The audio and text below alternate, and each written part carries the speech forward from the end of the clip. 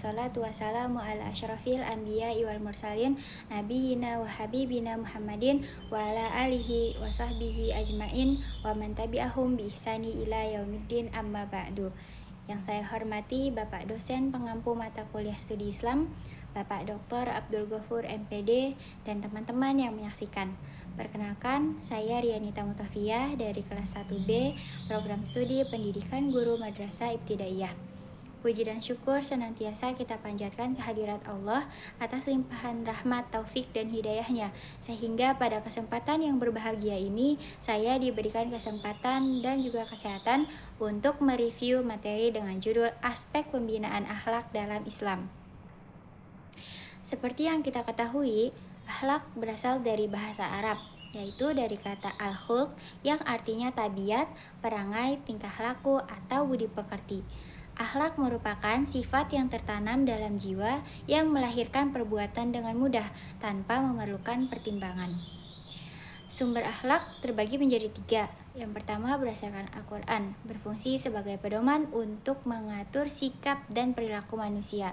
Menurut Syekh Abdurrahman An-Nawawi, Al-Quran memberikan 2 bentuk petunjuk. Pertama, berupa perintah, larangan, serta penjelasan mengenai perbuatan baik dan buruk berdasarkan syariat, akal, dan kebiasaan yang berlaku dalam masyarakat.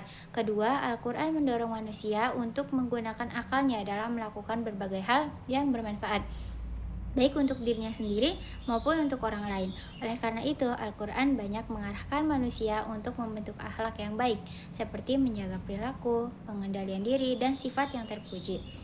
Yang kedua yaitu As-Sunnah, disepakati para ulama sebagai sumber hukum Islam yang kedudukannya dijelaskan dalam Al-Quran, sebagaimana perintah Allah Subhanahu wa Ta'ala dalam Al-Quran surat An-Nisa ayat 64. Dan kami tidak mengutus seseorang rasul melainkan untuk ditaati dengan seizinnya. Akhlak Nabi Muhammad menjadi teladan utama bagi umat Islam dalam kehidupan sehari-hari, karena beliau diutus untuk menyempurnakan akhlak yang mulia. Yang ketiga yaitu ada ijtihad. Ijtihad merupakan upaya para ulama dalam menerapkan nilai dan hukum akhlak terhadap persoalan baru yang tidak dijelaskan secara langsung dalam Al-Quran dan As-Sunnah, dengan tetap berpegang pada prinsip-prinsip ajaran Islam. Berikutnya yaitu mengenai jenis-jenis akhlak. Yang pertama ada akhlak kepada Allah. Akhlak kepada Allah merupakan sikap yang perilaku manusia dalam menjalankan hubungan dengan Allah melalui keimanan, ketakwaan, dalam beribadah, serta sikap tawakal atau berserah diri setelah berusaha. Yang kedua ada akhlak kepada sesama. Perilaku terpuji dalam berinteraksi dengan orang lain seperti kasih sayang, toleransi, saling menghormati, dan tolong-menolong dalam kebaikan. Yang ketiga, akhlak kepada diri sendiri. Akhlak kepada diri sendiri merupakan sikap menjaga dan membina kepribadian agar tetap berada pada nilai kebaikan, seperti bersikap sabar, jujur, disiplin, dan bertanggung jawab atau amanah. Yang keempat, yaitu akhlak kepada alam, merawat dan juga menjaga serta melestarikan lingkungan sebagai bentuk amanah dari Allah. Selanjutnya yaitu mengenai metode pembinaan akhlak dalam Islam. Dapat dilakukan dengan pertama yaitu keteladanan, merupakan metode pembinaan dengan memberikan contoh perilaku yang baik. Seseorang akan lebih mudah meniru perbuatan daripada hanya mendengar nasihat. Dan dalam Islam, Rasulullah Shallallahu Alaihi Wasallam merupakan teladan utama dalam membentuk akhlak mulia. Yang kedua yaitu pembiasaan atau latihan berulang. Pembiasaan akhlak harus dilakukan secara terus-menerus sejak dini. Dapat dilakukan dengan keteladanan, nasihat yang lembut, dan praktik yang baik dalam kehidupan sehari-hari. Nah, tujuannya yaitu untuk meningkatkan keimanan dan ketakwaan, membentuk karakter Islam yang kuat, melatih sikap mandiri, jujur, berani, toleran, serta mempersiapkan individu untuk menghadapi tantangan hidup. Yang ketiga yaitu nasihat atau bimbingan lisan. Nasihat memiliki peran penting dalam pembinaan akhlak karena membantu seseorang mengendalikan diri, meningkatkan semangat, menenangkan hati, serta menyadarkan kesalahan agar dapat memperbaiki diri. Yang keempat yaitu pengawasan atau kontrol dan juga evaluasi merupakan upaya memantau perilaku seorang secara berkelanjutan untuk memastikan pembinaan akhlak berjalan dengan baik sekaligus mengevaluasi dari perbuatan jika terjadi penyimpangan. Yang kelima yaitu ada reward and punishment. Metode ini dilakukan dengan memberikan penghargaan atas perilaku baik dan sanksi yang mendidik atas pelanggaran untuk menemukan motivasi, rasa tanggung jawab, dan kesadaran akan konsekuensi dari tiap perbuatan. Nah, yang selanjutnya yaitu mengenai faktor pendukung pembinaan akhlak dalam Islam. Nah, faktor pembinaan akhlak dalam Islam ini didukung oleh lingkungan keluarga yang islami, pendidikan agama yang konsisten, komunitas yang mendukung, serta media dan bacaan yang positif. Keluarga, khususnya orang tua, berperan sebagai pendidik religius utama dengan membiasakan anak melaksanakan ibadah seperti sholat 5 waktu, belajar, dan mengulang pelajaran agama di rumah.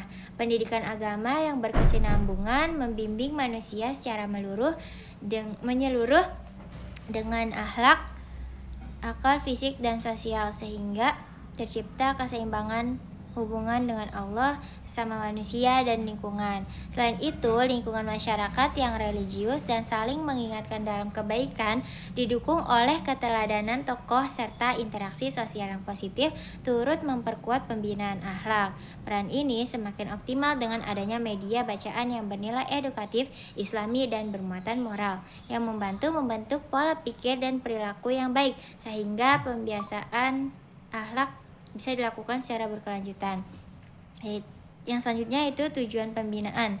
Pembinaan akhlak bertujuan membentuk pribadi yang bertakwa kepada Allah dengan menjadikan nilai-nilai moral sebagai pedoman dalam menjalani kehidupan, sehingga mampu mewujudkan kehidupan masyarakat yang beradab, saling menghargai, dan menjunjung tinggi nilai-nilai kemanusiaan. Dengan akhlak yang mulia, manusia diarahkan untuk meraih kebahagiaan yang seimbang antara kehidupan dunia dan akhirat, serta merealisasikan ajaran Islam sebagai rahmat bagi seluruh alam, melalui sikap yang menebarkan kedamaian, keadilan bagi kemaslahatan semua makhluk. Berdasarkan pembahasan tersebut, dapat disimpulkan bahwasannya akhlak merupakan unsur utama dalam ajaran Islam yang membentuk kepribadian manusia secara menyeluruh. Akhlak bersumber dari Al-Quran, As-Sunnah, dan Ijtihad, serta mencakup hubungan dengan Allah, sama manusia, diri sendiri, dan lingkungan. Pembinaan akhlak dilakukan melalui keteladanan, pembiasaan, nasihat, pengawasan, serta reward and punishment dengan dukungan keluarga, pendidikan agama, komunitas, dan media yang positif. Melalui pembinaan yang berkelanjutan diharapkan dapat membentuk pribadi yang bertakwa, berakhlak islami, tercipta masyarakat yang beradab, serta tercapai kebahagiaan dunia dan akhirat. Sekian review materi yang dapat saya sampaikan. Bila ada kekurangan atau kesalahan dalam pengucapan kata, mohon dimaafkan. Wabillahi taufiq wal hidayah. Wassalamualaikum warahmatullahi wabarakatuh.